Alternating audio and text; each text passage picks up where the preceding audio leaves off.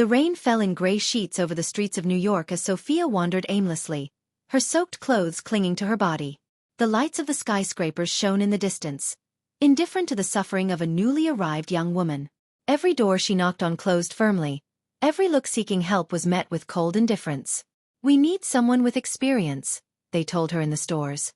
"Sorry, we're not hiring right now," was the response in the restaurants.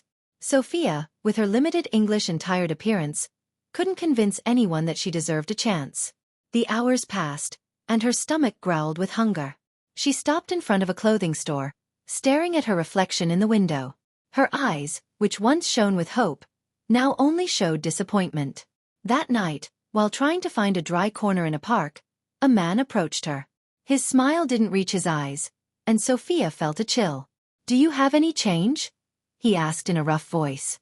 Sofia shook her head and tried to walk away, but the man caught up with her. In a quick movement, he snatched her backpack and ran off. She shouted for help, but no one listened. She was left alone, empty-handed and with a racing heart. The following days were a blur of hunger and desperation. She slept in subway stations, hugging herself to stay warm. People passed by without stopping, their faces blurred in the chaos of the city.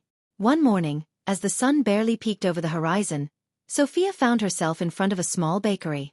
The aroma of freshly baked bread reminded her of home, and tears began to stream down her cheeks. She looked through the glass, watching the employees work with energy and smiles. "I have to try," she murmured to herself. She entered the bakery with hesitant steps.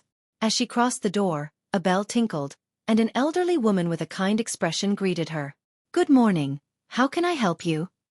Sofia swallowed, feeling a lump in her throat. The word stuck, but she managed to say, I need help. I have nowhere to stay and I'm looking for work." The woman looked at her with compassion and slowly nodded. "Wait here a moment." The woman disappeared into the back of the shop, and Sofia stood there, feeling vulnerable and exposed. A few minutes later, the woman returned accompanied by a tall, gentle-looking man. "Hello, I'm Alejandro," he said, extending his hand. "Margarita told me about your situation. Why don't you come to my office and we'll talk?" Sofia felt an overwhelming sense of relief and followed Alejandro. In his office, he listened attentively as she recounted her story. Her voice trembled, but every word carried the weight of her struggle. "I want to help you," Alejandro finally said. "I have a small position in one of my companies. It's not much, but it's a start. I also have a place where you could stay temporarily." Sofia couldn't hold back her tears. She accepted the offer with gratitude, feeling a spark of hope for the first time since arriving in New York. "Thank you, Alejandro. Really, thank you." Alejandro smiled and nodded. "We all need a helping hand now and then. Welcome to New York, Sofia."